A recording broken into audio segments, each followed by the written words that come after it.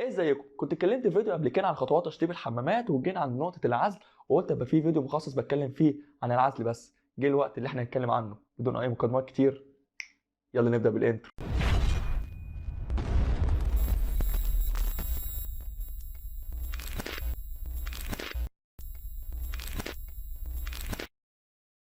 في الفيديو ده هلم لك اكبر كم من المعلومات عشان تبقى فاهم دنيا العزل ماشيه ازاي. هقول لك على انواع العزل المنتشره في السوق وكمان خطوات تنفيذ كل ماده. وفي الاخر طبعا هقول لك على التريكات اللي انت تاخد بالك منها كويس. تعالى بقى اعرفك ايه الانواع العزل الموجوده في السوق. تعالى تعال. اول حاجه احنا عندنا عزل بوتامين وده بيبقى سخن وبارد. السخن ده بيبقى رولات اللي هو الممبرين، اما البارد ده بيكون زي ماده السيروبلاست والسيروتكت من شركه سي ام بي. عندنا النوع الثاني هو العزل الكيميائي وده بيكون زي سيكا توبسيل 107 من شركه سيكا، وطبعا عندنا سمارت هوم من شركه ايجيك، وعندنا ادكور اي 2 من شركه سي ام بي. ثالث نوع هو العزل الاسمنتي وده بيكون ماده اسمها ادكور ام من شركه سي ام بي. طبعا في مواد ثانيه وخامات ثانيه موجوده في السوق للعزل، بس اللي انا قلت لك عليهم دول بيكونوا اشهر حاجه. تعالى يلا نتكلم عن خطوات تنفيذ كل ماده. تعالى نتكلم اول حاجه عن عزل البوتامين السخن اللي هو الممبرين ونشوف خطوات تنفيذه هتبقى ازاي. اول حاجه هننضف الارض عندي كويس من التراب والردش اللي موجوده، بعد كده هرش شويه ميه على الارض بحيث ان الارض تكون منديه، بعد كده هنضف تاني عشان اتاكد مفيش تراب موجود على الارض، وطبعا بستخدم مقشه او بلور. اعمل بعد كده حاجه اسمها رابط ازازه ودي بتكون العلاقه ما بين الارض والحيطه على شكل ربع دايره، وطبعا بعملها في محيط الحمام كله وكمان عند الباب، ما انساش الحته دي، وبيكون ارتفاعها حوالي 10 ل 20 سم. وكمان هعمل طبقه لياسه على الارض. رابط الازازه وطبقه اللياسه دي بتتعمل بالاسمنت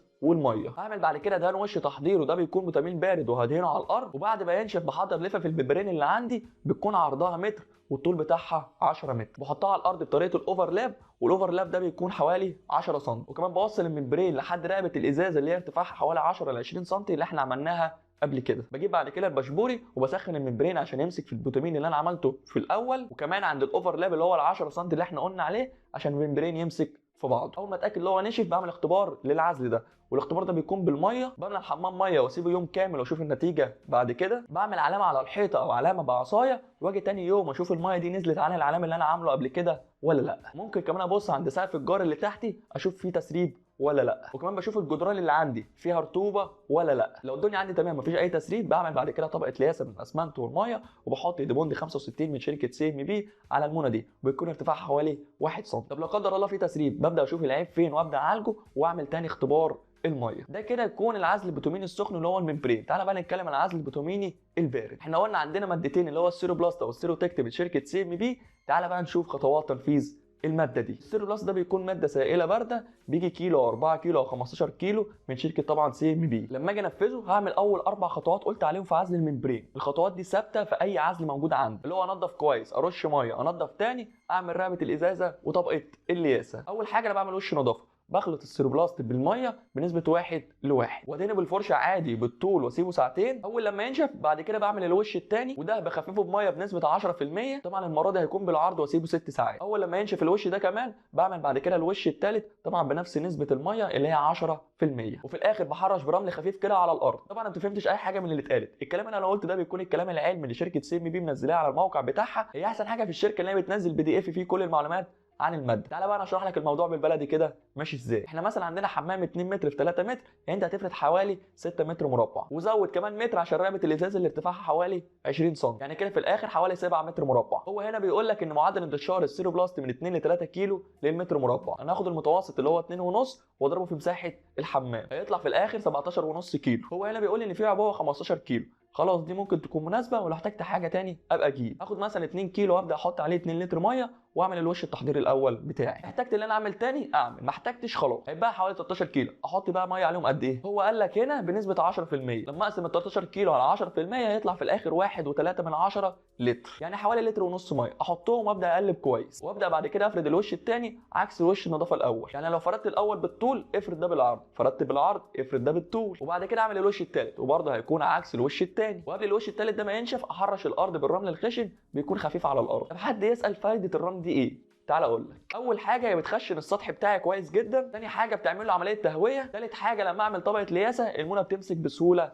في العزل. وبعمل بعد كده بقى اختبار العزل واظبط الدنيا واشوف لو في تسريب ولا مفيش تسريب، وخلاص لو مفيش بعمل طبقه اللياسه بتاعتي اللي انا متعود عليها. انا بعد كده هنتكلم عن عزل الكيميائي. احنا قلنا عندنا سيكا توبسيل 107 من شركه سيكا، وطبعا عندنا سمارت هوم من شركه ايجيك، وعندنا ادكور اي 2 من شركه سي ام بي. تعال نتكلم عن واحد فيهم. العزل الكيميائي ده بيكون منتج مكون من حاجتين اللي هي شكاره البودره وكمان جيركن المصلب. بجيب معاهم اديبوند 65 من شركه سي ام بي علشان يتماسك اكتر. قبل ما انفذ العزل ده هعمل طبعا اول 4 خطوات قلنا عليهم اللي هم الثابتين. هنضف كويس، ارش ميه، انضف تاني، هعمل رابط الازازه وكمان طبقه الياس. عشان احضر العزل دوت اول حاجه هجيب جردل واحط نص المصلب وبعد كده احط نص البودره وابدا اقلب كويس بحيث ان هم يندمجوا مع بعض. طبعا انا بقلب بالجريل، وبعد كده بصب باقي المصلب وباقي البودره وبحط الاديبوند 65 بنسبه قليله طبعا وببدا اقلب تاني. اول لما يكون مناسب معايا ببدا عمليه الدهان. اول حاجه انا هرش الارض كده بميه خفيفه وادهن بعد كده العزل بتاعي مره بالطول واسيبه ينشف، اسيبه حوالي 6 ساعات. بعد كده هرش ميه خفيف برده على الارض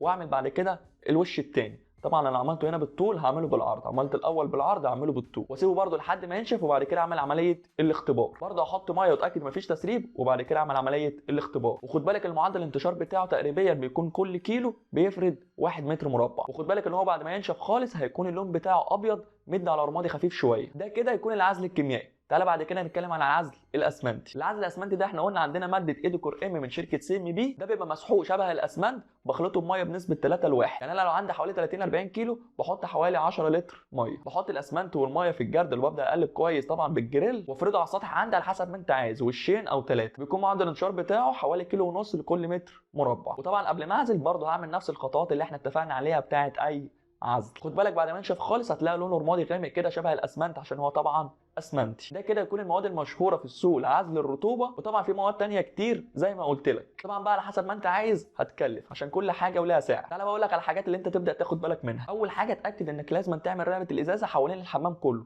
وكمان عند الباب. طب واحد يقول لي ازاي اعملها عند الباب؟ عادي سهله وبسيطه. انت ممكن تجيب طوبه او طوبتين وتحطهم عند فتحه الباب وتبدا بعد كده تعمل رقبه الازازه. وطبعا رقبه الازازه دي بتكون كيرف عشان تلغي لي فكره الزاويه القائمه بين الحائط والارض. تعالى اقول لك برده على تركيه سريعه. لو انت دخلت مكان وخلاص العزل اتعمل وانت عايز تعرف نوع العزل ده تعرفه ازاي؟ العزل البوتامين البارد بيكون بني غامق شويه، اما السخن طبعا بيكون الرولات وطبعا دي بيكون لونها اسود. العزل الكيميائي بيكون لونه ابيض مد على رمادي خفيف شويه. العزل الاسمنتي طبعا بيكون لونه رمادي غامق شبه الاسمنت. خد بالك ان العزل ده بيتعمل قبل ما اعمل مواسير الصرف الداخليه الموجوده في الحمام علشان بعد كده هعمل طبقه الياسه على العزل وكمان على المواسير دي. اخر حاجه اقولها لك ودي نصيحه، اعمل عزل في الحمام وسيبك من الناس اللي بتقول لك ما تعملش عزل. ده العزل بيغنيك عن حاجات ومشاكل كتير هتحصل بعد كده. يعني لا قدر الله حصل اي تسريب عندك هتأذي سقف الجار اللي تحتك، وكمان الحواضر اللي عندك الميه هتنشع فيها وبعد كده الدهان بتاعك هيبوظ. ولا قدر الله الميه دي مشيت في الارض، السيراميك او البروسلين او اي خامه عندك في الارضيه هتبوظ برضه. يبقى الاحسن ليك اللي انت تعزل عشان توفر على نفسك المشاكل دي. وبس كده، ده يكون محتوى النهارده. لو عندك اي اسئله او اي استفسار اسالني في الكومنتات تحت،